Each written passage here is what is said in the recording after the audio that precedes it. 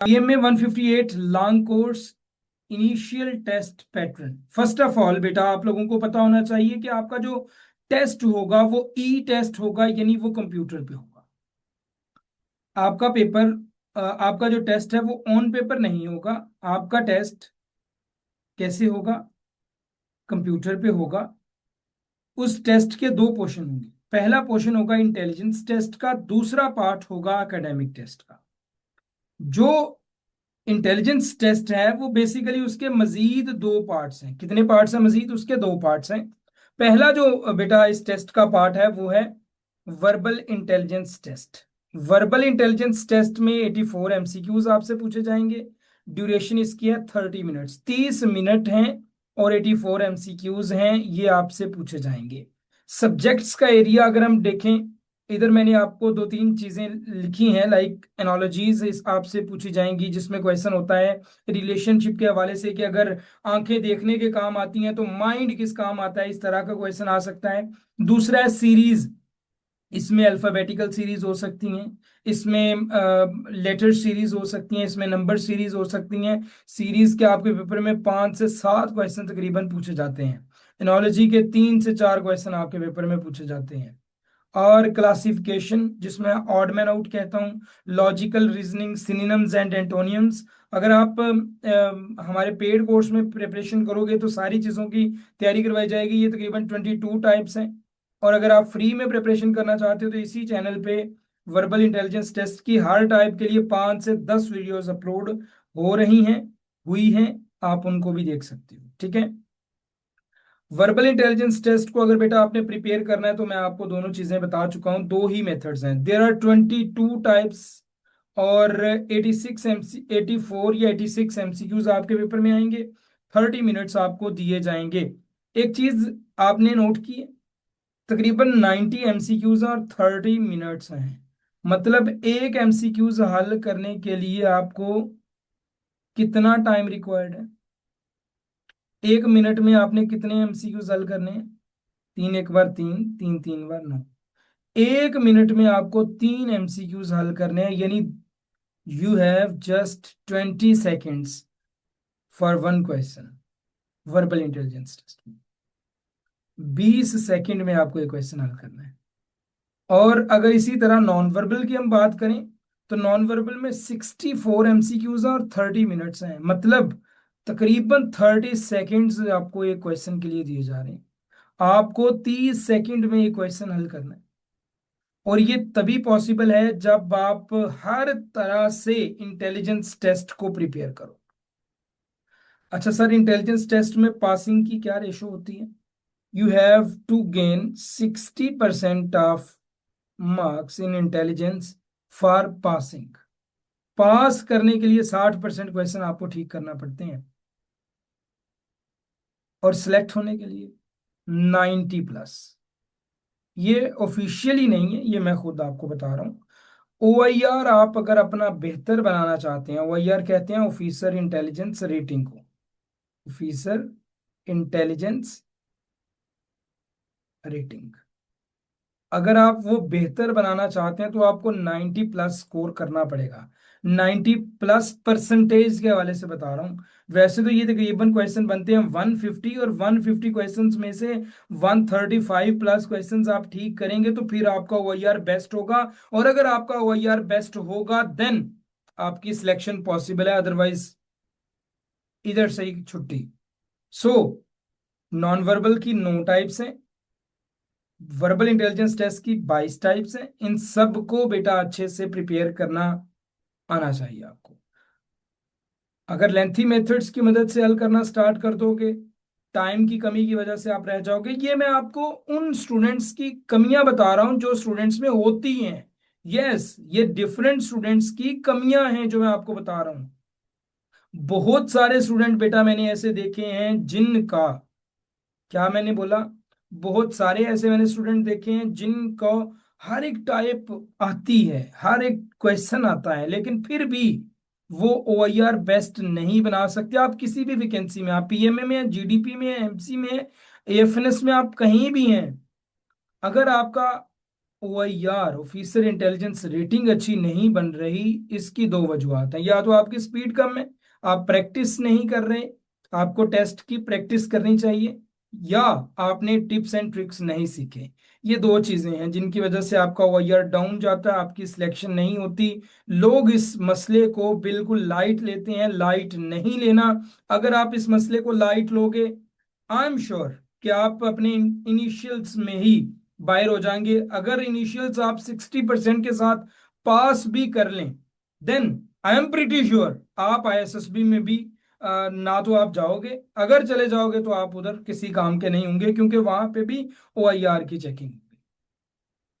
Eight number 2 जो test होगा, पहले दोनों टेस्ट एक ही टेस्ट कंसिडर होते हैं जिनको हम इंटेलिजेंस टेस्ट कहते हैं। नंबर 2 पे बेटा आपका एकेडमिक टेस्ट होगा। एकेडमिक टेस्ट में 50 MCQs होते हैं, 30 मिनट्स होते हैं। अगर इसके सब्जेक्ट एरियाज देखे जाएं तो फर्स्ट ऑफ ऑल इंग्लिश है। इंग्लिश में सेंटेंस स्ट्रक्चर है, वोकेबलरी है, ग्रामर है, सिनोनिम्स हैं, एंटोनियम्स हैं, कंप्रीहेंशन का कभी कभी कोई क्वेश्चन आ जाता है, नरेशंस का कोई क्वेश्चन आ जाता है, डायरेक्ट इनडायरेक्ट में से, पैसिव वॉइस या जो एक्टिव एंड पैसिव वॉइस में से आ जाता है, एडजेक्टिव की टाइप्स पूछ ली जाती हैं, सेंटेंस का स्ट्रक्चर कभी कभी पूछ लिया जाता है, एडवर्ब्स की टाइप्स आपसे पूछ ली जाती हैं, ऑक्सिलरी वर्ब के बारे में आपसे पूछ लिया जाता है, ट्रांजिटिव वर्ब की आइडेंटिफिकेशन आपसे पूछ ली जाती है। तो बहुत सारे की एरियाज हैं इंग्लिश के जो कि आपको कवर करना होते हैं। और अगर आपने अपनी FSC में इंग्लिश बड़ी अच्छी पढ़ी हो, good and well, but I know कि बहुत सारे स्टूडेंट्स अपने बैकग्राउंड में इंग्लिश ऐसी नहीं पढ़ते जैसी पढ़नी चाहिए, और देन वो इंग्लिश में आके मार खाते हैं किसी भी टेस्ट में। लेकिन आपको बेसिक इस टेस्ट में फायदा ये है कि इंग्लिश है ना जो, ये सब के साथ ही आएगा। मतलब आपको ये अलग अलग से टेस्ट नहीं आएगा। अगर तो अलग अलग से टेस्ट होता, इंग्लिश का अलग से, मैथ्स का अलग से, पाकिस्तान स्टडीज का अलग से, सारी चीजों का अलग अलग, तो फिर तो आपको मैंडेटरी होता हर एक सब्जेक्ट को पास करना। लेकिन अभी इन सारे सब्जेक्ट्स को मिला के आपको 50 मार्क्स का टेस्ट आएगा, 50 MCQs में मुश्तमिल। सो आपके लिए बड़ी आसानी से पास हो जाता है। अगर इंग्लिश नहीं आती हो तो और सब्जेक्ट में आप अच्छे होके भी पास कर सकते हैं, क्योंकि इस टेस्ट को पास करने के लिए आपको 50% क्वेश्चन ठीक करना पड़ते हैं, मतलब 25 क्वेश्चन। लेकिन अगर आप मेरिट पे आना चाहते हैं तो 35 to 40 क्वेश्चन आपके ठीक होंगे, फिर ही पॉसिबिलिटी होती है आपकी मेरिट पे आने की। ओके जी। मैथमेटिक्स की अगर हम बात करें, first of all basic arithmetic तो आती है, दूसरा अलजबरा के क्वेश्चन आते हैं, ज्योमेट्री के क्वेश्चंस आ सकते हैं, और इधर मैं नहीं एक चीज मेंशन कर पाया, वो भी आते हैं इंटीग्रेशंस एंड डेरिवेटिव्स, वो क्वेश्चंस भी पूछे जाते हैं, सिंपल वैल्यूज।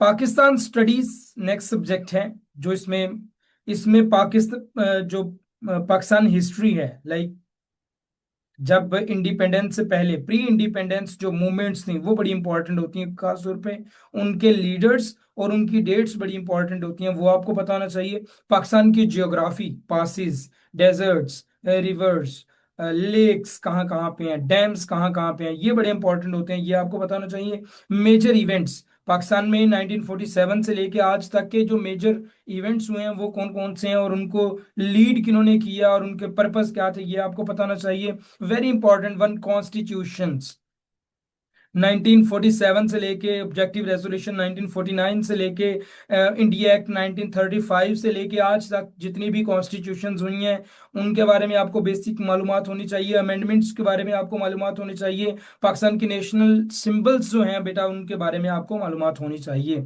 इस्लामिक स्टडीज की अगर हम बेटा बात करें तो बेसिक टीचिंग ऑफ इस्लाम, उसमें कुछ टर्म्स हैं, जैसे साई किसे कहते हैं, जैसे इस्लाम का मतलब क्या है, मुसलमान का मतलब क्या है, इस तरह की चीजें आपसे पूछ ली जाती हैं। और Islamic events, battles of Islam जिसमें बड़ा प्रोमिनेंट है, हजूर पाक सल्लल्लाहु अलैहि वसल्लम के बारे में आपसे पूछ लिया जाता है।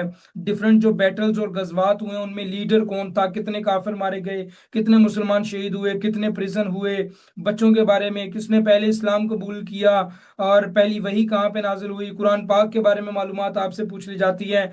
टाइटल्स सहाबा कराम के पूछ लिए जाते हैं, अंबिया कराम के पूछ ली जाते हैं। डिफरेंट जो एंजल्स हैं उनके बारे में मालूमात पूछ ली जाती है कि एंजल्स क्या क्या काम करते हैं, उनके टाइटल्स क्या हैं। इस्लामिक हिस्ट्री के बारे में, कौन पहले शहीद हुआ, कौन पहले शहीद हुई, like these types of items. हदीस की बुक्स के बारे में आपसे कोई क्वेश्चन पूछ लिया जाता है। ये मैं आपको जनरल जनरल बता रहा हूँ, हम इसको अच्छे से डिस्कस करेंगे। जनरल नॉलेज की अगर हम बेटा बात करें तो जनरल नॉलेज में करंट अफेयर्स, जो पाकिस्तान के अफेयर्स हैं, एज वेल जो इंटरनेशनल वर्ल्ड वाइड अफेयर्स हैं, वो आपसे पूछ लिए जाते हैं। उसके बाद आपसे बेटा साइंस, बेसिक साइंस जिसे हम एवरीडे साइंस कहते हैं, उसके मुतालिक क्वेश्चन पूछ लिए जाते हैं, जिसमें वेरी प्रोमिनेंट प्लैनेट्स के बारे में क्वेश्चन आपसे पूछ लिया जाता है। इन्वेंशंस और डिस्कवरीज के बारे में क्वेश्चन आपसे पूछ लिया जाता है। और कुछ जनरल टर्म्स बेसिक जो बायोलॉजी केमिस्ट्री और फिजिक्स में यूज होती हैं, वो पूछ ली जाती हैं। लॉज के बारे में पूछ लिया जाता है।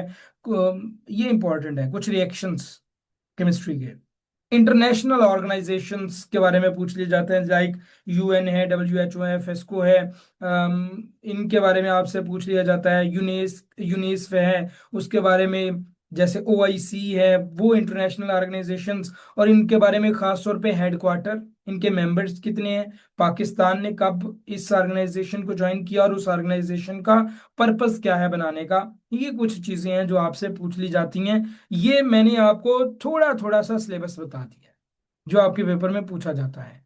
इसको अगर पढ़ना चाहो तो ये डीपली स्टडी के, लाइक बहुत सारी आइटम्स हैं जो आपको स्टडी करना पड़ती हैं। बाकी इसको आप पढ़ लीजिएगा। एज वेल अगर आप हमारी ऑनलाइन क्लासेस को ज्वाइन करना चाहते हैं, यू मे कैन ज्वाइन। 0306689220 हमारा ऑफिशियल नंबर है। इस पे कांटेक्ट करके आप क्लासेस की डिटेल ले सकते हैं। हमारा जो पेड कोर्स है वो स्टार्ट है, 3500 रुपीज उसकी फी है। PMA 158 7 days free coaching classes में आप कैसे इनरोल हो सकते हो, और उसके जो लेक्चर्स हैं वो कैसे ले सकते हो, जो प्रीवियसली गुजर चुके हैं एंड आने वाले हैं। एज वेल क्विज आप कैसे अटेंड कर सकते हो, और असाइनमेंट्स आप कैसे दे सकते हो। फॉर दैट आपको अपने किसी भी ब्राउजर पे चले जाना है, लाइक गूगल पे चले जाना है। गूगल पे जाने के बाद आपको हमारी ऑफिशियल वेबसाइट edusmartprep.com पे आ जाना है। आप नीचे आएंगे, आपको यहाँ पे मिलेगा फ्री लर्निंग कोर्सेज, इस पे आपने क्लिक कर देना है।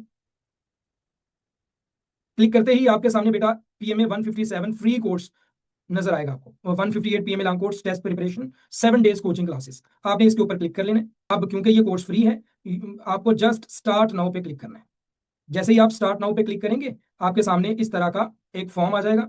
अब ये वही कैंडिडेट्स इस कोर्स में एनरोल हो सकते हैं जो साइन इन किया हो। और साइन इन कौन कर सकता है, जो साइन अप हूं पहले, तो आपने यहां से पहले साइन अप हो जाना है। साइन अप होने के बाद आपने साइन इन हो जाना है, एंड देन आपने कोर्स में एनरोल हो जाना है। फिर आपको ये सारे के सारे लेक्चर्स नजर आ जाएंगे, जो भी असाइनमेंट्स होंगी, जो भी चीजें होंगी, वो आपको इधर हमारी वेबसाइट पे नजर आ जाएंगी। तो इस तरह से आप हमारे इस कोर्स फ्री कोर्स में एनरोल हो सकते हो।